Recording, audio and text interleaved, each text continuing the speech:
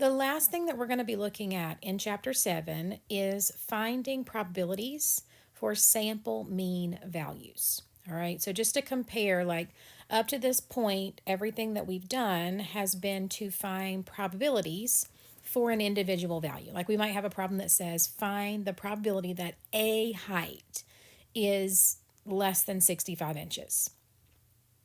All right, here we're going to talk about, okay, what if I took a sample of 30 people and I wanted to know the probability that their mean height was less than 65 inches. In order to be able to do that, we have to understand something that's called the sampling distribution. Okay, and this basically just says if we went to a population and we took a sample, right, that sample would contain a certain group of values or a certain group of people, and it would have a particular sample mean, right? I could calculate it. If I went back to that population and I took another sample, I'm going to get a different group of people, and most likely it's going to have a different sample mean. And that's going to happen for each different sample that I take, right? Each one has its own sample mean, and that's going to vary depending on the group of people that are selected in that particular sample. Because of this, the sample mean x bar is classified as a random variable, okay, because it's a value that can change for each sample that is selected. And for any random variable, we can talk about the probability distribution of that random variable. And for the sample mean, it's called the sampling distribution. All right, now, a couple of things we need to note. When we're dealing with the sampling distribution, right, again, this just means we're looking at values of x bar, sample means.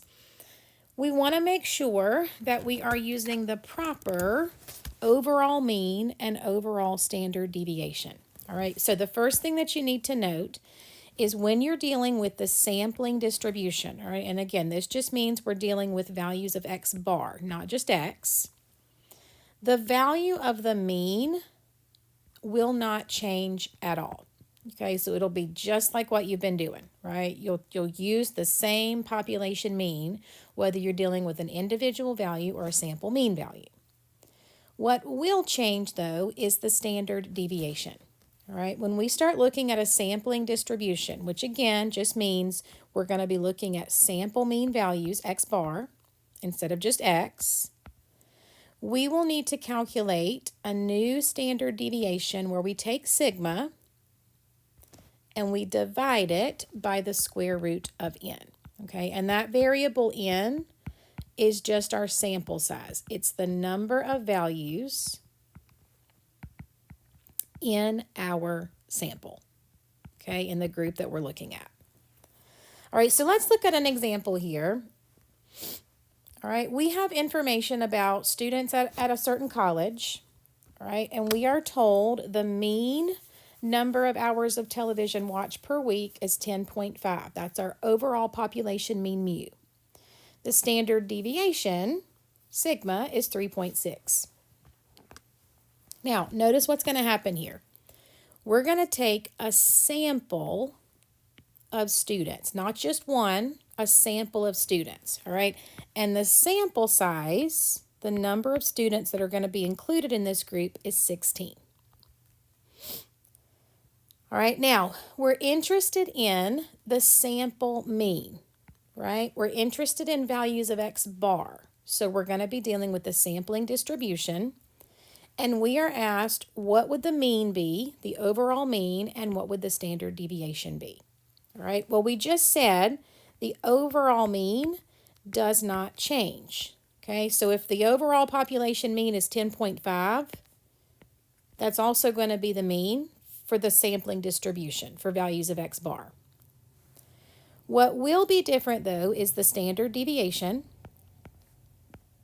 Okay, because there I'll need to take sigma, the overall standard deviation, and I'll need to divide it by the square root of my sample size n. Okay, so this is basically going to be 3.6 divided by 4. So my standard deviation for the sample means would not be 3.6. It would be 0.9. That's the change when you go from individual values to sample mean values. All right. So if we wanted to do one more here, right, we've got population mean, population standard deviation. If we want to work with the sampling distribution, okay, the overall mean would not change. It would stay at 6. But for the standard deviation, I would take sigma, right, the overall population standard deviation, and I would need to divide that by the square root of my sample size n. And when I do this, I like to go ahead and calculate it because we're going to need it when we start calculating probabilities. So I'm going to go ahead and work this out. 4 divided by the square root of 25 would give me a new standard deviation of 0.8. And these are the values that I would use if I were working with a sample mean. All right, now, working our way towards what we call the central limit theorem, basically what the central limit theorem says is if you are dealing with samples that are large enough, it doesn't matter what the initial shape of the population is, all right, as long as your sample size is greater than 30, when you start dealing with the sample means, you will be dealing with a normal distribution. All right, so our central limit theorem, I've kind of summarized it for you here. It says if the sample mean, x bar, is coming from a simple random sample that is large enough, and the proven cutoff point here from the central limit theorem says the sample size needs to be greater than 30. All right, it will have a normal distribution.